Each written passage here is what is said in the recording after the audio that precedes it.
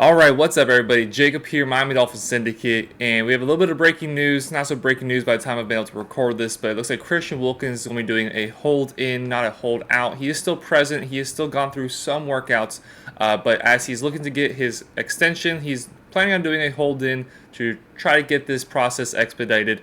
And in case you can't tell by the title of the video, I'm a little wary about how the Dolphins should handle this. Now, before I get into it, I would like to let all y'all know watching the video that at 7 o'clock, Donovan and I will be going live where we'll talk about this a little bit more in depth. Don't have as much time right now to talk about it, but we will be covering it again, talking one-on-one in our live stream later, and he's definitely going to have a different perspective on this than I do. So I'm just going to get right into it. So the number that I've been thinking around in my head about that I would personally be comfortable with giving Christian Wilkins is around $20 million a year. And if that is a number that the Dolphins can attain, preferably on a 3-year deal, if you have to do a 4-year deal, if it can be 3 years, $60 million, 4 years, $80 million, I would definitely lean more towards keeping him than I currently do. But you look at the current numbers going around in the market, he's likely to get somewhere, or at the very least ask for something in the range of $23 to $25 million at the interior defensive line position.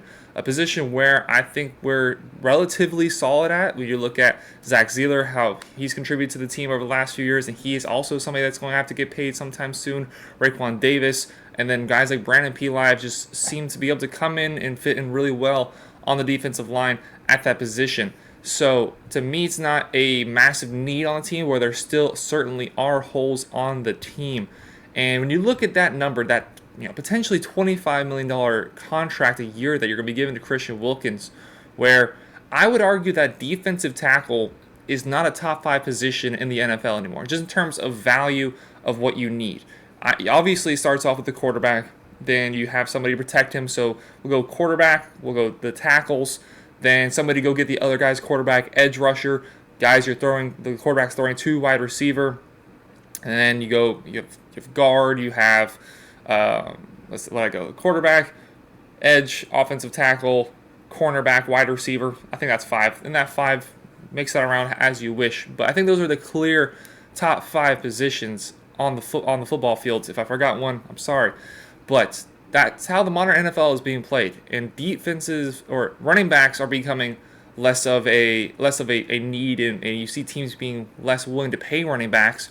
Well, the guys that are most charged with stopping running backs are those interior defensive linemen when they're running between the tackles. Those are the guys they're running directly at, and if we've seen a diminishment, and the guys who the defensive linemen are trying to primarily stop, it kind of also lowers their value. It makes them less important than they were back in the days of the 80s and 90s where we had some of the best rushers in NFL history.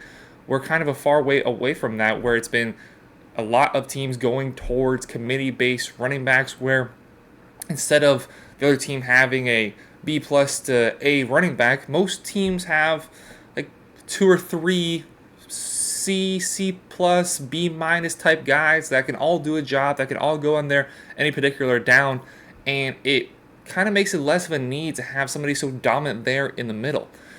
Christian Wilkins on his own, I am not in any way diminishing his talents as a player. I do believe he's a top 5 interior defensive lineman behind guys like Aaron Donald, Chris Jones, Quentin Williams, maybe 1 or 2 more, but he's right there within those group of guys. He is without a doubt of that talent level. Not at all anything that I'm arguing here in this video.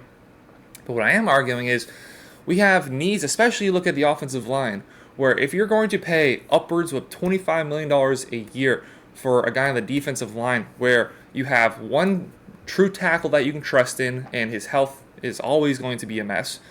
Guards, Robert Hunt, you think you can trust, but he's coming off a little bit of a slow year. You have no idea where you're getting from Eichenberg. You bring over Dan Feeney from the Jets and have a bunch of replaceable guys in that position. Center, there's a contract issue there as well. Connor Williams, he wants to get paid. He hasn't done any hold-ins or hold-outs or anything like that, but he's still wanting a new contract. Look at the other tackle position, Austin Jackson, Isaiah Wynn. Whoever ends up at that position is not going to be first choice on many other teams.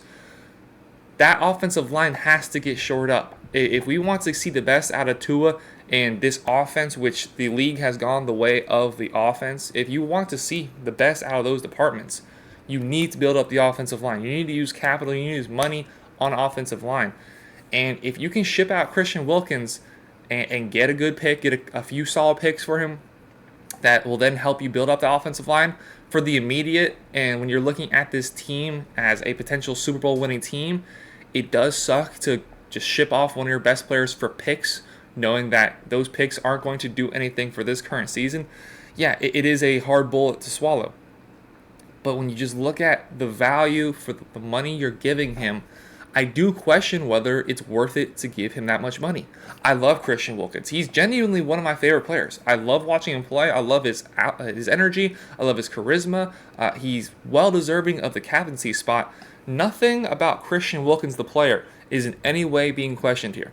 Incredibly talented player, does his job incredibly well, was arguably our best player in the Chargers game, and had a good run at the end of the season. Fantastic player. That's not my issue. My issue is the money in a salary cap league where you have 53 men on the roster, and there's certainly still some holes on the team. Is Tua going to be healthy this year?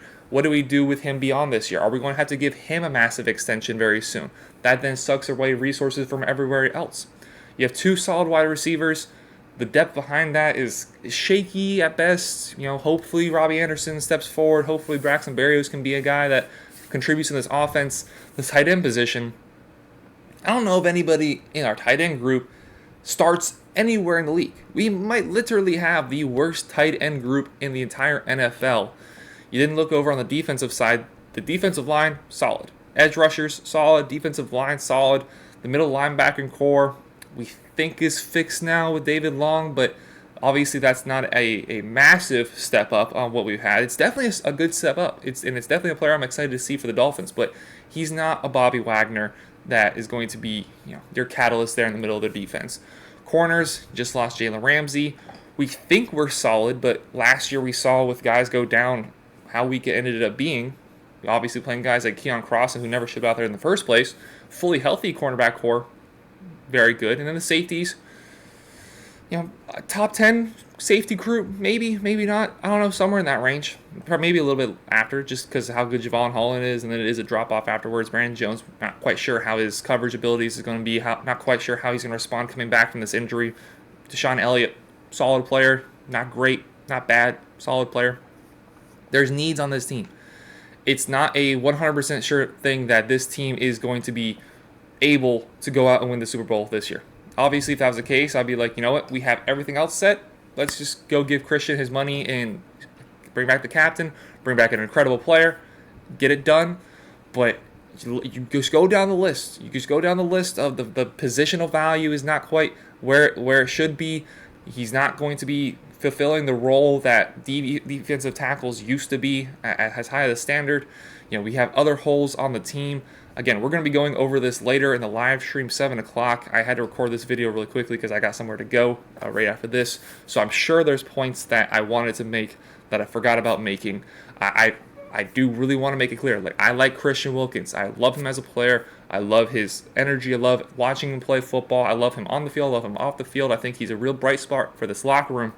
But when you have a salary cap league, when you're limited with the amount of money you spend, it does concern me giving that much money to a position that we are seeing valued less and less. So let me know down in the comments what you think about Christian Wilkins. Do you think that this contract has to get done?